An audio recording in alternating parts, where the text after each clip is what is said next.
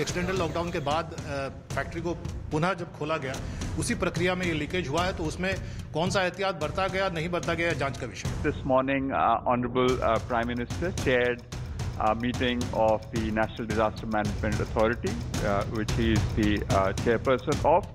He took stock of the situation.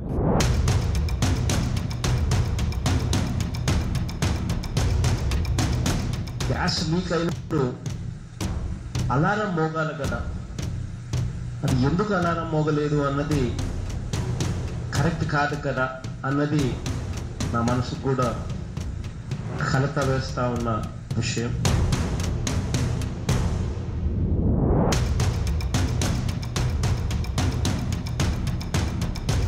Inhalation say it can cause mucosal irritation, irritation in the throat, in the airways, which can lead to coughing. It can lead to breathing difficulty and wheezing or whistling sound in the chest.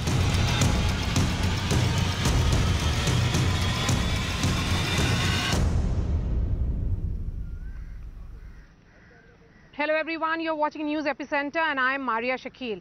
India woke up to a terrible tragedy this morning. Tragedy struck Visakhapatnam when there was a gas leak. The gas is styrene that was leaked at a chemical factory. The details that are emerging are certainly very, very disturbing, almost having an eerie resemblance to 1984 Bhopal gas tragedy. People rushed out of their homes complaining of irritation in eyes, breathlessness, nausea and rashes on their bodies. Some even collapsed right on the road. The death toll stands at 11 and that includes children. And these people are dead as a result of sheer negligence and apathy. Yes, it's sheer apathy.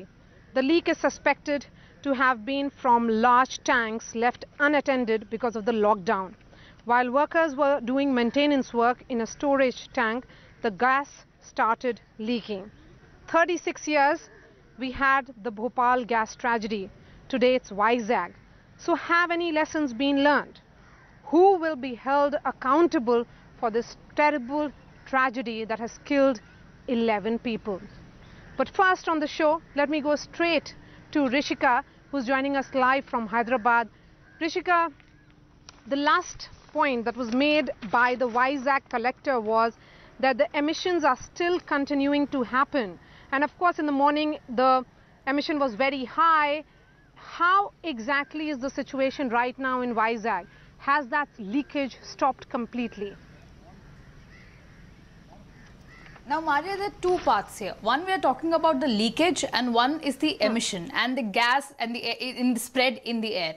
Now, the NDRF teams have confirmed, around noon time that the leakage stopped. Yes, the leakage did stop. But what the Vizag collector has been saying is the emission and the level of the spread of the gas in the air is also something that needs to be noted. According to the Vizag collector, in the wee hours of the morning when the leakage started, the smoke was so much and the spread was so much in the air that it was difficult to even stand. Now imagine the plight of those hundreds of people who could have become unconscious in the sleep, or who could have just woken up and started running onto the road. So extremely chaotic situation. But at 9:30 AM the level was up until 1.5 to 2 parts per million, and for it to call it a safe zone or to resume activities there, the level has to come down to zero. Even after coming to zero, one cannot directly go back and resume activity or lifestyle in that particular area or the nearby 4-kilometer radius.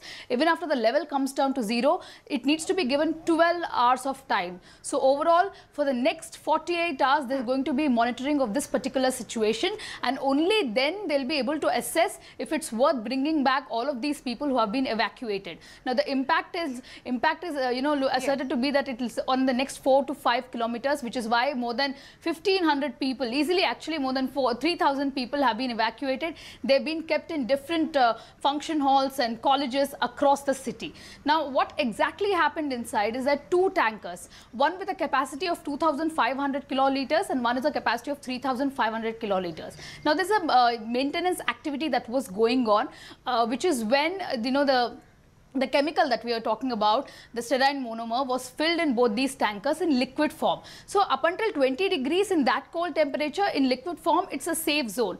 But there seems to be some problem with the refrigeration, is what the Vizag collector said, that's the first mistake or lapse from the industry part, that the temperature could not be maintained. There was some issue with the refrigeration, which is when it converted into gaseous form, and then the spread was in the air. That is when people started inhaling it, complained of, it started off with itch in the eyes, and then it led to breathing problems. Extremely horrible visuals to see that, few people were found unconscious even in the drain systems. Certainly. So at least 700 kiloliters of that particular liquid was converted into gaseous form, and then it escaped into the air, is what they tell us. But up until the next 48 hours, there needs to be continuous monitoring to see if people can be brought back. 11 dead and more than 350 people in the hospitals being treated. Before I let you go, a quick word on the investigation. FIR has been lodged. This FIR is against the management of that industry. Who all have been named in that FIR? Well, Maria, a high-level committee has also been constituted for an inquiry. An inquiry has been ordered in the morning, but the Chief Minister in the in the late afternoon did confirm that a high-level committee has been formed for an inquiry. Post-inquiry, there will be some kind of action taken on the company. But yes, the FIR was filed in the morning itself. On the local company management is what we understand. That's the Visakhapatnam plant head and a couple of others from the senior management. Now, one thing, the minister, we've spoken to the industries minister today, who'd also told us that the government had given a set of rules for the industries on how to operate post-lockdown. One of them mentions that the senior management should be present on the ground while the industries are trying to reactivate and do some kind of maintenance activity, specifically industries which fall under the hazardous chemical sector. This particular industry seems to have violated that because there was no senior management present on the ground. Fortunately, the junior management and the mid-level management workers who were there during the maintenance activity are not critical. But if you look at the FIR, top guys of the local plant have been named, and cases have been booked under sections of 274, 278 and a couple of other sections. An inquiry, post the inquiry report, the action will be taken by the AP government.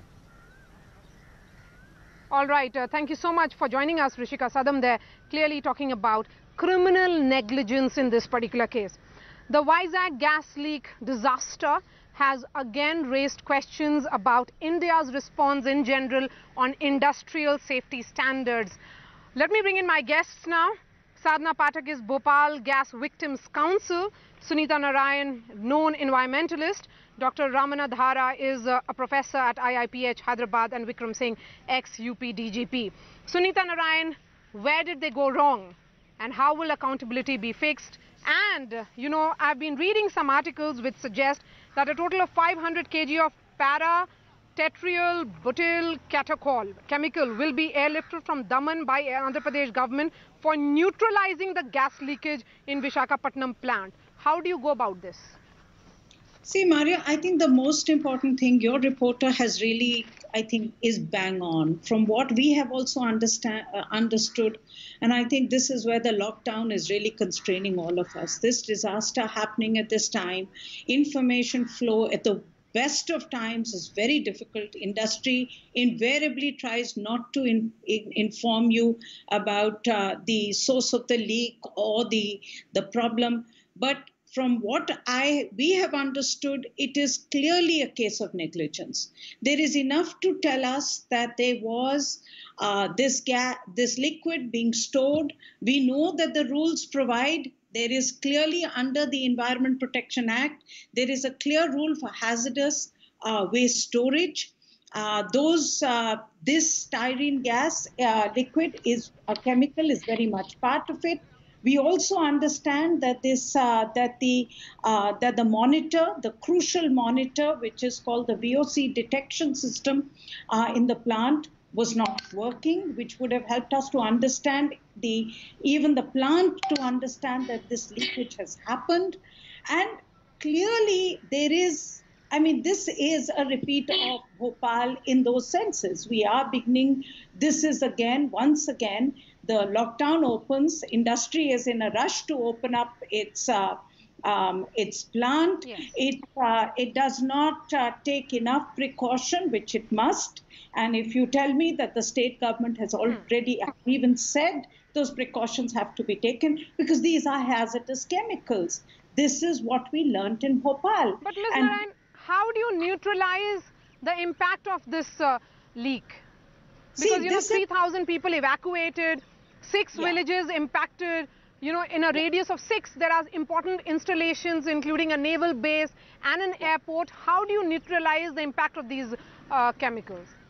You know, this really, I would say, needs to be understood through more technical understanding of what needs to be done and how to neutralize the leak.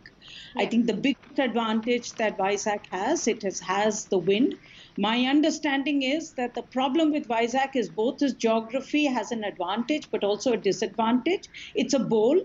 So what comes into Vizag settles in, but it also has the sea, and therefore you will see dispersion happening. But what is very clear is that exposure has been acute. And this is something we must understand, that the leakage has happened and the exposure has been acute. And all that we understand about this gas is that it may be non-lethal in most occasions. But the fact is, if you have acute exposure, it kills. And that's what we have seen. Okay. Dr. Ramanadhara, help us understand the impact on anybody because of this. You know, we have seen the case, there are 2 children who have lost their lives as well. Dr. Guleria of All India Institute of Medical Sciences says that the treatment is only supportive in nature and some people will be put on ventilator. Oxygen support will be given at the same time as well. Incidentally, this is eerily like the Bhopal disaster. I began investigating the disaster back in 1985, a couple of months after it happened. And it turns out that both these incidents are very similar.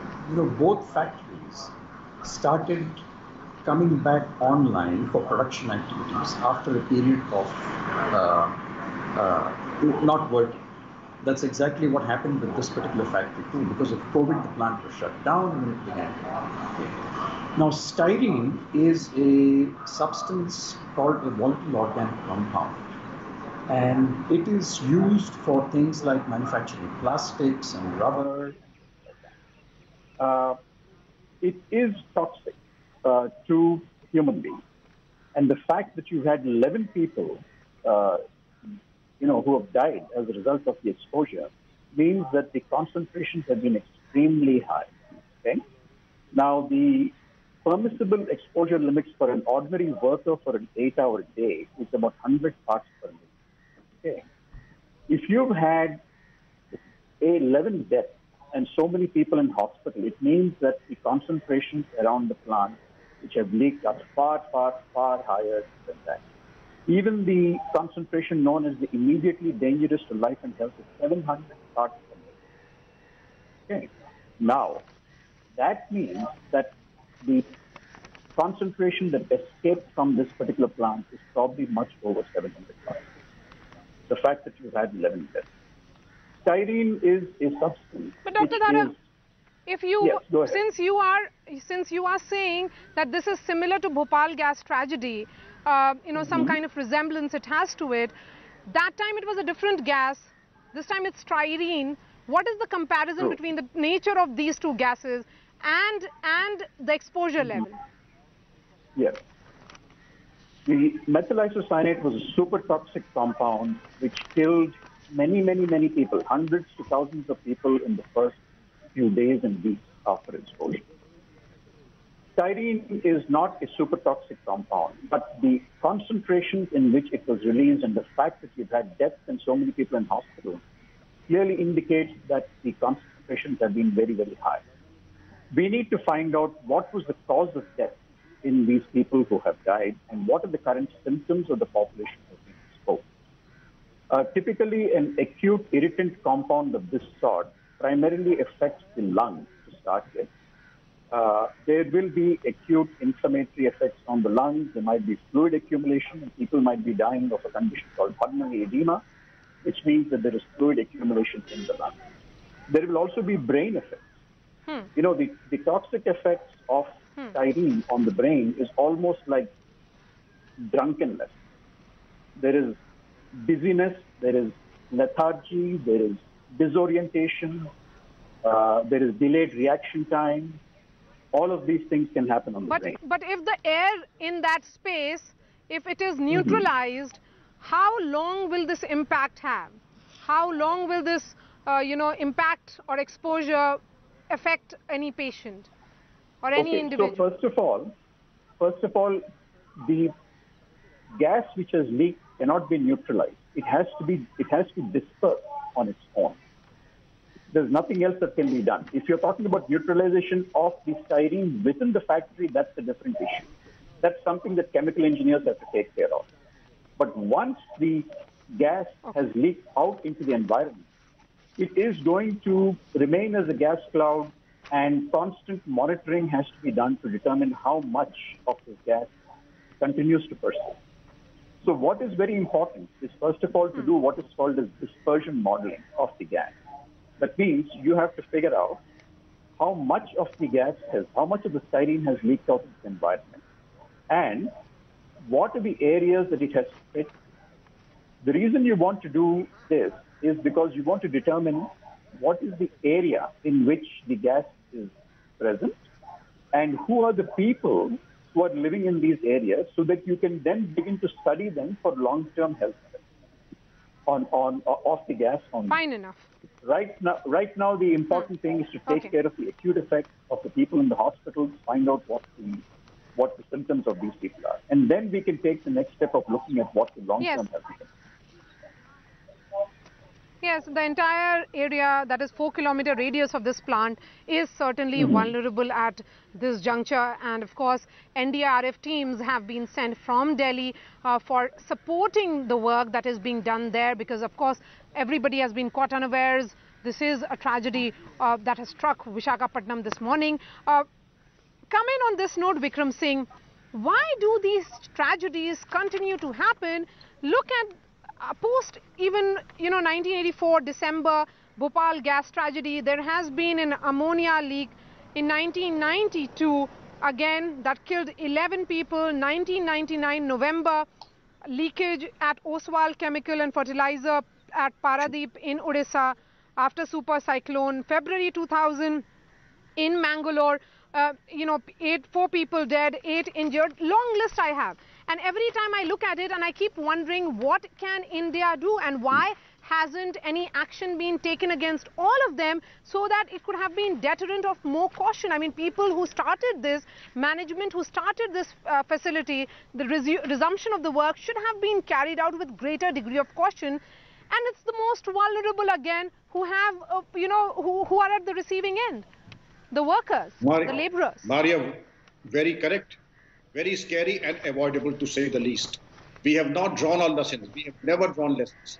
If we had been appropriate and we would have drawn our lesson from the Bhopal gas tragedy, the Paradeep gas tragedy and other gas leakages, give me a single instance where the senior management or the owners or the directors were taken to task. I at least have no knowledge of the fact that maybe a junior functionary, one or two may have been taken to task, but the top management, and there were never consequences for the directors of the company ever. In this case too, Maria, you would be surprised to know only the very light sections of the Indian Penal Code have been invoked. Culpable homicide not amounting to murder, section 304A of the Indian Penal Code has not been invoked. I really don't know.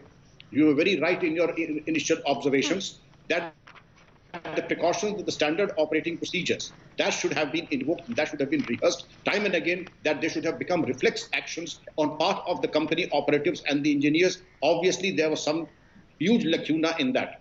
Similarly, there's an internal security scheme which was brought about after the Bhopal gas tragedy, and it is supposed to be rehearsed every month in every district of India. And that is there so that nobody has any doubt in his mind, and it is seamless and flawless implementation in such situations. I would not hesitate to say that the police and the administration, in fact, gave an excellent account of themselves. But to say that the rehearsal of the internal security scheme was flawless, I would have my own reservations, because if the lockdown came, what was done to ensure the SOP of locking down of the 2 tankers containing the gases? Also, when the lockdown was being lifted, Why were the top executives not there, and who is responsible? These are questions, and there will be consequences for those who let us down and were caught on the wrong foot. But tell me, Vikram Singh, the Parliament passed the Bhopal Gas Leak Disaster Act, Processing of Claims Act in 1985. Right. It was of little help, because post that, the wait for justice for the victims of and their families has continued. It's been 36 years, and the details certainly are that even the court has not ordered, or perhaps the government has not ensured removal of hazardous waste that still lies in the factory's compound. So what are we looking at? There's no justice at all, 36 years on. Maria, I would have multiple questions. I have my own reservations on the way the top owner escaped from the country, the way the compensation part was handled. I'm a very disciplined person, and I can say the king can do no wrong, but I have my own reservations, the way the compensation part was handled right here in Delhi, and I'm not very satisfied because it is unconvincing and seems to be totally one-sided in favor of the Union Carbide management and the factory. And those who were impacted by this horrific accident were left high and dry by every single person. I don't think for a moment that we were just, or the nation was just to the victims of the Bhopal gas tragedy. The statute was passed, there is no doubt about it. But faithful implementation of that statute is what is lacking, and that is true for almost all the legislations, including this one. Sunita Narayan, come in on this note. Again, you know, it's been a long wait, but there have been multiple such incidents. I stopped, you know, I named a few. I could continue with more. October 2009, 12 people are killed as a fire breaks out at Indian Oil Company's refinery near Jaipur after a leakage in a pipeline. What happens after that? An independent probe report found human error, lack of safety procedures and design flaws to be major reasons. What really happened? Criminal negligence, people are arrested, and of course they are let go after that. Again, 2014 June, 6 dead, over 12 injured after gas leakage in Bhilai steel plant in Chhattisgarh. Aftermath is ill thought out, cost cutting blamed for tragedy. Similar incident 2017, 2018, we do not seem to learn our lessons. Maria, you've hit and the these nail. Industrial gas tragedies continue. See, Maria, you've hit the nail on the head. The issue in India is really the deterrence, the penalties. At the end of the day, let's also be clear that post-Bhopal, a lot was done in India to bring the issue of chemical and hazardous industry regulations together. That is something that we learned from Bhopal. So let's not sort of say nothing was done. Something was done. I mean, you also have today a law which is for chemical accident emergency planning preparedness. You have a Public Liability Insurance Act. The biggest issue today is twofold. One, the regulatory capacity to make sure that these things happen on the ground. And that's where we have completely disabled our pollution control boards. We've disabled them, dismembered them. They have we have absolutely, I mean, we cannot keep blaming them only because they also don't have the capacity. I mean, the fact is you have a VOC monitor which is supposed to be installed in this plant. You have a clear SOP under the law which is for storage of hazardous chemicals, which is part of what the management has to do. But who is monitoring that? Who is regulating that? How do you make sure that those regulations actually work? And that's where our institutional weaknesses are showing up. Two, the issue of deterrence. You have so rightly said this. I mean, we have listed at CSE a whole list of what we call those million Bhopals that continue to happen. Okay, the accidents that happen that we don't pay enough attention to. The fact is, in all of them, the bottom line always is who is held liable. The liability rules in India are pretty strong, but the fact is we don't end up holding anybody responsible. Nobody really goes to jail. Nobody is finally held accountable. That's the problem with pollution. That's the problem with industrial accidents. And I think this is where we need to work much more, all of us, including we at CSC, we need to work much more so that we can improve the deterrence. At the end of the day, there has to be some accountability of. Yes, that fear is no longer there. And Vikram Singh, do you think it became difficult because it was lockdown and the senior management perhaps out of Vizag could not have really travelled? Having said that, let me give you the final words, sir. Why is it that what is clearly and visibly human error, criminal negligence, why should it be just termed as a freak incident? It is not, because if the charges are to be looked at, this is criminal negligence amounting to murder. Maria, I have no doubt in my mind that it is criminal negligence, and it is negligence that amounts to murder. And that is why I insisted in invoking the provisions of Section 304A of the Indian Penal Code.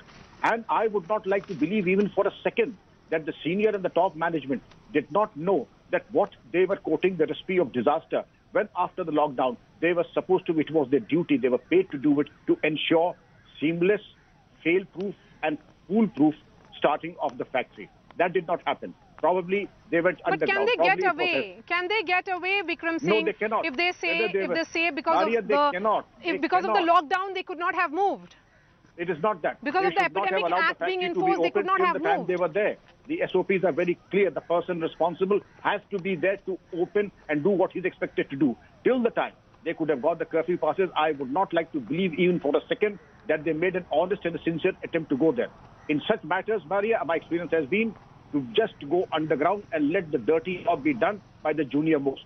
Let the hazardous tasks be done by the junior most. The senior people are there to take the accolades. And if the chips are down, well, it is the junior most. This is exactly what has happened in multiple cases. Yes. And then this too, people are talking like the advocates of the owners and the senior management that it is a freak. In what way is it a freak? I think it is criminal negligence, to say the least. Okay, Dr. Dara, what will be happening to the patients in the next 24 to 48 hours? Do you think the death toll will not rise? Because so far we have seen it is at 11. We are certainly hoping it doesn't, those who are injured and have taken ill recover quickly. What do you think will happen? Well, in 30 seconds, sir, that's all I have. Yes, given the concentrations that I estimate have been leaked out of the plant, there is certainly a risk of more severe injury that can happen to the people. Whether there are going to be more deaths or not is a matter of speculation. It's a matter of the individual constitution of the people. Let's not speculate. We certainly hope that those who have taken ill will recover. Thank you so much for joining us, Dr. Raman Dhara and Sunita Narayan and Vikram Singh. Thank you so much for joining us. Of course, this is a very, very disturbing story. We'll continue to track that very, very closely. We are putting out all those details on news18.com. That's all from me. Thanks so much for watching.